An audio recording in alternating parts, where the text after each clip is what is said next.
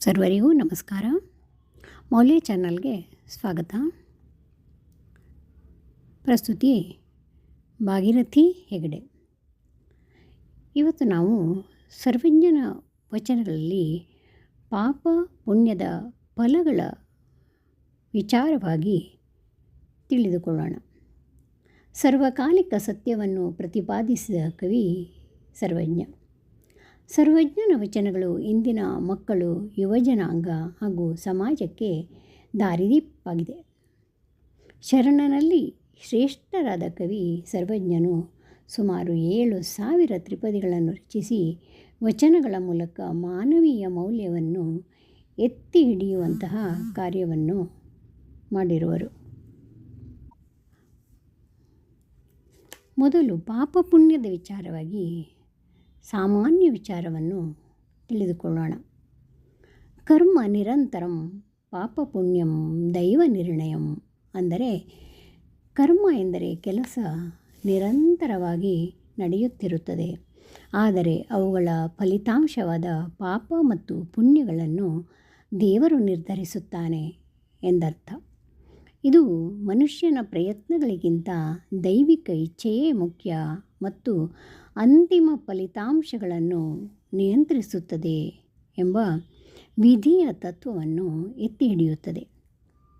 ಸತ್ಯ, ದಯೆ ಮತ್ತು ಸೇವೆಯ ಪುಣ್ಯವನ್ನು, ಅಂದರೆ ಒಳ್ಳೆಯ ಫಲವನ್ನು, ಅಂದರೆ ಕೆಟ್ಟ ಕಾರ್ಯಗಳು, ಅಸತ್ಯ ಮಾತನಾಡುವುದು ಪಾಪವನ್ನು, ದುಃಖದ ಫಲವನ್ನು ಉಂಟುಮಾಡುತ್ತದೆ. ಗರುಡ ಪುರಾಣದ ಪ್ರಕಾರ ನಾವು ಮಾಡುವ ಪಾಪ ಪುಣ್ಯಗಳಿಗೆ ಸೂರ್ಯ, ಚಂದ್ರ, ಅಗ್ನಿ, ಭೂಮಿ, ಗಾಳಿ, ಹಗಲು ರಾತ್ರಿ ಮುಂತಾದ ಪ್ರಕೃತಿಯ ಅಂಶಗಳು ಸಾಕ್ಷಿಯಾಗಿರುತ್ತದೆ. ಪಾಪ ಪುಣ್ಯಗಳೆರಡು ಕರ್ಮ ಬಂಧನಗಳೇ. ಜ್ಞಾನ ಮತ್ತು ಭಕ್ತಿಯ ಮೂಲಕ ಹೊರಬಂದು ಮುಕ್ತಿ ಪಡೆಯುವುದು ಜೀವನದ ಅಂತಿಮ ಉದ್ದೇಶವಾಗಿದೆ. ಸಮಾಜಕ್ಕೆ ಉಪಕಾರ ಮಾಡುವ, ಅಸತ್ಯ ಆಡುವ ಸ್ವಾರ್ಥದ ಕಾರ್ಯಗಳು, ಇದು ಸಂಕಟ ಮತ್ತು ತೊಂದರೆಗಳಿಗೆ ಕಾರಣ. ಬಸವಣ್ಣನವರು ಹೇಳಿದಂತೆ ಆಚಾರವೇ ಸ್ವರ್ಗ, ಅನಾಚಾರವೇ ನರಕ. ಹಾಗೆಯೇ ಒಳ್ಳೆಯ ಆಲೋಚನೆಗಳೇ ಮತ್ತು ನಡವಳಿಕೆಗಳೇ ಪುಣ್ಯ, ಕೆಟ್ಟ ನಡವಳಿಕೆಯೇ ಪಾಪ. ಆಚಾರ್ಯ ಚಾಣಕ್ಯರು ತಮ್ಮ ಚಾಣಕ್ಯ ನೀತಿಯ 5ನೇ ಅಧ್ಯಾಯದಲ್ಲಿ ಜನ್ಮ ಮೃತ್ಯು ಯಾತ್ಯೇಕೋ ಭುನಕ್ತ್ಯೇಕಃ ಶುಭಾಶುಭಂ ನರಕೇಶು ಪತತ್ಯೇಕ ಏಕೋ ಯಾತಿ ಪರಂ ಗತಿಂ. ಅಂದರೆ ಜೀವಿ ಮಾತ್ರ ಜನನ ಮತ್ತು ಮರಣಗಳ ಚಕ್ರದಲ್ಲಿ ಸಿಕ್ಕಿಹಾಕಿಕೊಳ್ಳುತ್ತದೆ. ಪಾಪ ಮತ್ತು ಪುಣ್ಯದ ಫಲವನ್ನು ಮಾತ್ರ ಅನುಭವಿಸುತ್ತದೆ. ಹುಟ್ಟಿನಿಂದ ಸಾವಿನವರೆಗೆ ಅನೇಕ ರೀತಿಯ ಸಂಕಟಗಳನ್ನು ಅನುಭವಿಸುತ್ತಾನೆ. ಮರಣದ ನಂತರ ಅವನು ಮಾತ್ರ ಮೋಕ್ಷವನ್ನು ಪಡೆಯುತ್ತಾನೆ ಎಂದು ಹೇಳಲಾಗಿದೆ. ಆದರೆ ಮೋಕ್ಷ ಪಡೆದಿರುವುದನ್ನು ನೋಡಿದವರು ಯಾರೂ ಇಲ್ಲ. ವೇದ ಪುರಾಣಗಳಲ್ಲಿ ಧರ್ಮ ಅಧರ್ಮದ ಬಗೆಗಿನ ವಿವರಣೆಯನ್ನು ನಾವು ನೋಡಬಹುದಾಗಿದೆ. ಇದರಲ್ಲಿ ಧರ್ಮವನ್ನು ಪುಣ್ಯವೆಂದು, ಅಧರ್ಮವನ್ನು ಪಾಪ ಎಂದು ಕರೆಯಲಾಗಿದೆ. ಮನುಷ್ಯನು ಜೀವಿತಾವಧಿಯಲ್ಲಿ ಮಾಡಿದ ಒಳ್ಳೆಯ ಮತ್ತು ಕೆಟ್ಟ ಕಾರ್ಯಗಳು ಮಾತ್ರ ಸಾವಿನಲ್ಲೂ ಅವನೊಂದಿಗೆ ಇರುತ್ತದೆ. ಮತ್ತು ಕುಟುಂಬದ ಸದಸ್ಯರಾರೂ ಸಾವಿನ ಜೊತೆಯಲ್ಲಿ ಬರಲಾರವು ಎಂದು ಹೇಳಬಹುದು. ಈಗ ಸರ್ವಜ್ಞನ ವಚನಗಳಲ್ಲಿ ಪಾಪ ಪುಣ್ಯಗಳ ಕುರಿತಾಗಿ ವಿಚಾರಧಾರೆಯನ್ನು ತಿಳಿಯೋಣ. ಪಾಪ ಪುಣ್ಯಗಳೆಂಬ ತಿಣ್ಣ ಭೇದಗಳಿಂದ ತಣ್ಣಗೇ ಜಗವು ನಡೆದಿಹುದು ಅಲ್ಲದೆಡೆ ನುಣ್ಣನಾಗಿಹುದು ಸರ್ವಜ್ಞ.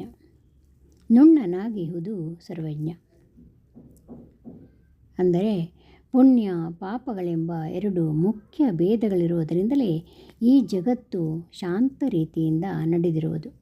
ಪ್ರತಿಯೊಬ್ಬ ಮನುಷ್ಯನು ತಾನು ಏನಾದರೂ ಪುಣ್ಯ ಕಾರ್ಯ ಮಾಡಬೇಕು, ಸಮಾಜಕ್ಕೆ ತನ್ನದೇ ಆದ ಸಹಾಯ ಮಾಡಬೇಕು ಎಂದು ಆಸೆಯನ್ನು ಹೊಂದಿರುತ್ತಾರೆ. ಹಾಗೆ ಪಾಪದ ಬಗ್ಗೆ ಭಯದಿಂದ ಜನರು ಯಾವುದೇ ತಪ್ಪು ಮಾಡಲು ಹಿಂಜರಿಯುತ್ತಾರೆ. ಪ್ರತಿ ಹೆಜ್ಜೆ ಇಡುವಾಗಲೂ ಜಾಗೃತೆಯನ್ನು ವಹಿಸುತ್ತಾರೆ. ಆದ್ದರಿಂದ ಪಾಪ ಪುಣ್ಯ ಎರಡೂ ಇಲ್ಲದಿದ್ದರೆ ಜಗತ್ತು ನಾಶವಾಗಿ ಹೋಗುವುದು. ಇನ್ನೊಂದು ವಚನ, ಮುನ್ನ ಮಾಡಿದ ಪಾಪ ಹೊನ್ನಿನಿಂ ಪೋಪುದೇ, ಮುನ್ನ ಮಾಡಿದ ಪಾಪ ಹೊನ್ನಿನಿಂ ಪೋಪುದೇ, ಹೊನ್ನಿನ ಪುಣ್ಯವದು ಬೇರೆ, ಪಾಪತ ಮುನ್ನಿನಂತಿಹುದು ಸರ್ವಜ್ಞ. ಹೊನ್ನಿನ ಪುಣ್ಯವದು ಬೇರೆ, ಪಾಪತ ಮುನ್ನಿನಂತಿಹುದು ಸರ್ವಜ್ಞ. ಮೊದಲು ಮಾಡಿದ ಪಾಪವನ್ನು, ಹಣವನ್ನು ದಾನ ಮಾಡುವುದರಿಂದ ಹೋಗುವುದೇ? ಯಾವುದೇ ಹಣ ಅಥವಾ ದ್ರವ್ಯದಿಂದ ಪಾಪವನ್ನು ಕಳೆದುಕೊಳ್ಳಲು ಸಾಧ್ಯವಿಲ್ಲ. ದ್ರವ್ಯವನ್ನು ದಾನ ಕೊಟ್ಟ ಪುಣ್ಯವು ಬೇರೆಯೇ ಆಗಿರುವುದು. ಆದರೆ ಹಿಂದಿನ ಪಾಪವು ಮೊದಲಿನಂತೆಯೇ ಹಾಗೆಯೇ ಇರುವುದು, ಅದು ಹೋಗುವುದಿಲ್ಲ. ಈ ವಚನದಲ್ಲಿ ಪಾಪ ಮತ್ತು ಪುಣ್ಯದ ಲೆಕ್ಕಾಚಾರವೇ ಬೇರೆ ಎಂದು ಸರ್ವಜ್ಞರು ಹೇಳಿದ್ದಾರೆ.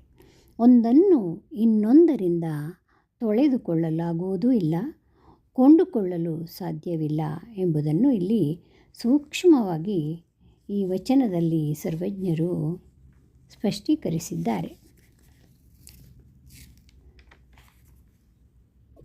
ಸರ್ವಜ್ಞನ ಇನ್ನೊಂದು ವಚನ, ಹಿಂದೆ ಪಾಪವ ಮಾಡಿ ಮುಂದೆ ಪುಣ್ಯವು ಹೇಗೆ? ಹಿಂದೆ ಪಾಪವ ಮಾಡಿ ಮುಂದೆ ಪುಣ್ಯವು ಹೇಗೆ? ಹಿಂದು ಮುಂದರಿದು ನಡೆಯದಿರೆ ನರಕದಲ್ಲಿ ಬೆಂದು ಸಾಯುವನು ಸರ್ವಜ್ಞ. ನರಕದಲ್ಲಿ ಬೆಂದು ಸಾಯುವನು ಸರ್ವಜ್ಞ. ಮೊದಲು ಪಾಪವನ್ನು ಮಾಡಿ ಆಮೇಲೆ ಪುಣ್ಯವನ್ನು ಮಾಡುವೆನೆಂದರೆ ಅದು ಹೇಗೆ ಸಾಧ್ಯವಾಗುವುದು? ಹಿಂದು ಮುಂದಿನ ವಿಚಾರವಿಲ್ಲದೆ ನಡೆದರೆ ಮುಂದೆ ಮನುಷ್ಯನು ನರಕದಲ್ಲಿ ಬೆಂದು ಸಾಯುತ್ತಾನೆ. ಅಂದರೆ ಪ್ರತಿಯೊಬ್ಬ ಮನುಷ್ಯನು ಪ್ರಾರಂಭದಿಂದಲೇ ಪಾಪ ಪುಣ್ಯಗಳ ಕುರಿತಾಗಿ ಕೆಲವು ವಿಷಯಗಳನ್ನಾದರೂ ತಿಳಿದುಕೊಂಡಿರಬೇಕು ಮತ್ತು ಎಚ್ಚರ ವಹಿಸುವುದು ಅತ್ಯಂತ ಮುಖ್ಯ. ನಮ್ಮ ಕೊನೆಗಾಲದಲ್ಲಿ ನಾವು ಪಾಪವನ್ನು ತೊಳೆದುಕೊಳ್ಳಲು ಖಂಡಿತ ಸಾಧ್ಯವಿಲ್ಲ ಎಂಬುದನ್ನು ಸರ್ವಜ್ಞರು ಈ ವಚನದಲ್ಲಿ ಸೂಚ್ಯವಾಗಿ ಹೇಳಿದ್ದಾರೆ. ಹರೆಯದಲ್ಲಿ ನಾ ಪಾಪ ಕೆರೆಯಲ್ಲಿ ಪೋಪುದೆ, ಹರೆಯದಲ್ಲಿ ನಾ ಪಾಪ ಕೆರೆಯಲ್ಲಿ ಪೋಪುದೆ, ಒರೆಗಲ್ಲಿನಂತೆ ವಿಧಿ ಇರಲು ನೀತಿಯ ಇರವು ಬೇರೆಂದು ಸರ್ವಜ್ಞ. ನೀತಿಯ ಇರವು ಬೇರೆಂದು ಸರ್ವಜ್ಞ. ಅಂದರೆ ಹರೆಯದ ಕಾಲದಲ್ಲಿ, ಅಂದರೆ ಯೌವನದ ಕಾಲದಲ್ಲಿ ಪಾಪಕೃತ್ಯಗಳನ್ನು ಮಾಡಿ ತೀರ್ಥದಲ್ಲಿ ಸ್ನಾನವನ್ನು ಮಾಡಿದರೆ ಆ ಪಾಪವು ಹೋಗುವುದೇ? ದೈವವು ಓರೆಗಲ್ಲಿನಂತೆ ಮನುಷ್ಯನನ್ನು ಪರೀಕ್ಷೆ ಮಾಡುತ್ತಿರಲು ಅದರ ನೀತಿಯೇ ಬೇರೆಯಾಗಿರುವುದು. ಅಂದರೆ ತೀರ್ಥಕ್ಷೇತ್ರಗಳಲ್ಲಿ ಸ್ನಾನ ಮಾಡುವುದರಿಂದ ಪಾಪವು ಹೋಗಲು ಸಾಧ್ಯವಿಲ್ಲ. ದೇವರು ಮನುಷ್ಯನನ್ನು ಸದಾ ಪರೀಕ್ಷೆ ಮಾಡುತ್ತಲೇ ಇರುತ್ತಾನೆ. ಆದ್ದರಿಂದ ದೇವರ ಕಣ್ಣಿಂದ ತಪ್ಪಿಸಿಕೊಳ್ಳಲು ಖಂಡಿತ ಸಾಧ್ಯವಿಲ್ಲ.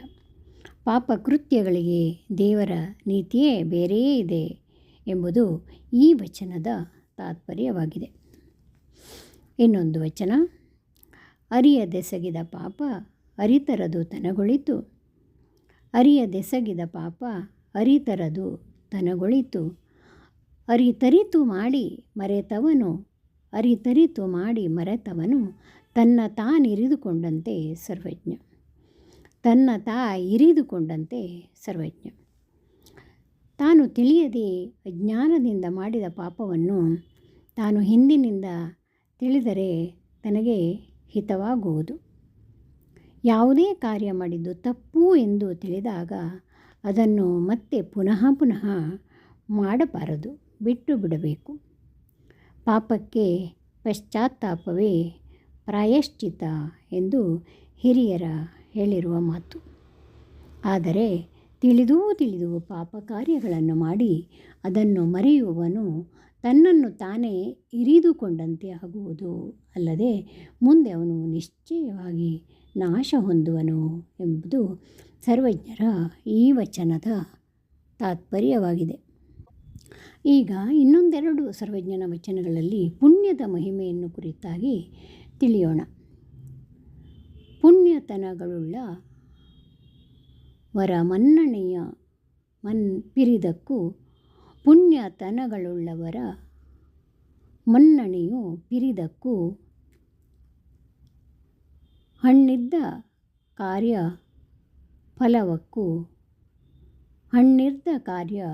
ಫಲವಕ್ಕೂ ಹಿಡಿದಿರ್ದ ಮಣ್ಣು ಹೊನ್ನಕ್ಕೂ ಸರ್ವಜ್ಞ. ಹಿಡಿದಿರ್ದ ಮಣ್ಣು ಹೊನ್ನಕ್ಕೂ ಸರ್ವಜ್ಞ. ಇದರ ಅರ್ಥವೇನೆಂದರೆ, ಮನುಷ್ಯನಿಗೆ ಪುಣ್ಯದ ಬಲವಿರುವವರೆಗೆ ಮರ್ಯಾದೆಯು ಹೆಚ್ಚಾಗಿ ದೊರೆಯುವುದು. ತಾನು ಕೈಗೊಂಡ ಪ್ರತಿಯೊಂದು ಕಾರ್ಯವೂ ಕೈಗೂಡುವುದು.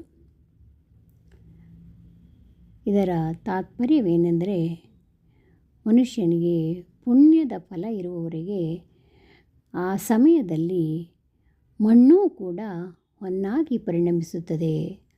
ಅಂದರೆ ಮುಟ್ಟಿದ್ದೆಲ್ಲ ಚಿನ್ನವಾಗಿ ಪರಿಣಮಿಸುತ್ತದೆ ಎಂದೇ ಹೇಳಬಹುದು. ಇನ್ನೊಂದು ವಚನ, ತೋಡಿದ್ದ ಬಾವಿಂಗೆ ಕೂಡಿದ್ದ ಜಲಸಾಕ್ಷಿ. ತೋಡಿದ್ದ ಬಾವಿಂಗೆ ಕೂಡಿದ್ದ ಜಲಸಾಕ್ಷಿ. ಮಾಡಿರದ ಕೆಲಸ ಮನಸಾಕ್ಷಿ ಸರ್ವಕ್ಕೂ ಮೃಡನೆ ತಾ ಸಾಕ್ಷಿ ಸರ್ವಜ್ಞ. ಬಾವಿಯನ್ನು ಕಡಿಸಲಾಗಿ ಅದರಲ್ಲಿ ನೀರು ಬಂದರೆ ಅದೇ ಅದಕ್ಕೆ ಸಾಕ್ಷಿಯು. ಅದರಂತೆ ತಾನು ಮಾಡಿದ ಕಾರ್ಯಗಳೆಲ್ಲವೂ ತನ್ನ ಮನಸ್ಸನ್ನೇ ಸಾಕ್ಷಿಯಾಗಿ ಪರಿಣಮಿಸುತ್ತದೆ. ಮನುಷ್ಯನು ಮಾಡುವ ಸಕಲ ಕಾರ್ಯಗಳಿಗೂ ಮೃಡ ಅಂದರೆ ಶಿವನೇ ಸಾಕ್ಷಿಯು, ಅಂದರೆ ದೇವರೇ ಸಾಕ್ಷಿ. ದೇವರಿಗಿಂತ ದೊಡ್ಡ ಸಾಕ್ಷಿ ಬೇಕಿಲ್ಲ. ಬದುಕಬೇಕು ಎಂಬುದನ್ನು ಕವಿ ಅದೆಷ್ಟು ಚೆನ್ನಾಗಿ ಅರ್ಥವತ್ತಾಗಿ 3 ಸಾಲುಗಳಲ್ಲಿ ಹೇಗೆ ಬದುಕಬೇಕು ಎಂಬುದನ್ನು ಸರ್ವಜ್ಞರು ತುಂಬ ಸುಂದರವಾಗಿ ಚಿತ್ರಿಸಿದ್ದಾರೆ. ಮನುಷ್ಯನು ತನ್ನ ಆತ್ಮಸಾಕ್ಷಿಗೆ ವಿರುದ್ಧವಾಗಿ ಎಂದೂ ಬದುಕಬಾರದು. ಆತ್ಮಸಾಕ್ಷಿಗೆ ಅನುಗುಣವಾಗಿ ಬದುಕಬೇಕು ಎಂಬುದನ್ನು ಸರ್ವಜ್ಞನ ಈ ವಚನಗಳಲ್ಲಿ ನಾವು ತಿಳಿಯಬಹುದಾಗಿದೆ. ಹಾಗೆಯೇ ಸೂರ್ಯನು ರಾತ್ರಿಯಲ್ಲಿ ವಾಸಿಸುವುದಿಲ್ಲ, ಚಂದ್ರನು ಹಗಲಿನಲ್ಲಿ ಕಾಣುವುದಿಲ್ಲ, ಬೆಂಕಿ ಕೂಡ ನಿರಂತರವಾಗಿ ಉರಿಯುವುದಿಲ್ಲ. ಈ 3 ತನ್ನ ಕೆಲಸವನ್ನು ಸಾರ್ವಕಾಲಿಕವಾಗಿ ಮಾಡುತ್ತಿರುತ್ತವೆ. ಪಾಪ ಪುಣ್ಯ ಪಡೆದಿರುವುದಕ್ಕೆ ಇರುವ 14 ಸಾಕ್ಷಿಗಳು ಸೂರ್ಯ, ಚಂದ್ರ, ಹಗಲು, ರಾತ್ರಿ, ಸಂಜೆ, ನೀರು, ಭೂಮಿ, ಬೆಂಕಿ, ಆಕಾಶ, ವಾಯು, ಇಂದ್ರಿಯಗಳು, ಸಮಯ, ದಿಕ್ಕುಗಳು ಮತ್ತು ಧರ್ಮ. ಈ 14 ಅಂಶಗಳು ಮನುಷ್ಯನ ಎಲ್ಲ ಕ್ರಿಯೆಗಳಿಗೆ ಸಾಕ್ಷಿಯಾಗಿರುತ್ತದೆ ಎಂಬುದನ್ನು ಅರಿತು ನಮ್ಮ ಜೀವನವನ್ನು ಉತ್ತಮವಾಗಿ ಮಾಡಿಕೊಳ್ಳೋಣ. ಪಾಪ ಪುಣ್ಯಗಳ ಕಡೆಗೆ ಸದಾ ಗಮನವಿಟ್ಟು ನಡೆಯೋಣ ಎಂದು ಹೇಳುತ್ತಾ ಇವತ್ತಿನ ಈ ಪಾಪ ಪುಣ್ಯಗಳ ಕುರಿತಾಗಿನ ಸರ್ವಜ್ಞನ ವಿಚಾರಧಾರೆಯನ್ನು ಇಲ್ಲಿಗೆ ಮುಗಿಸೋಣ. ಎಲ್ಲರಿಗೂ ನಮಸ್ಕಾರ.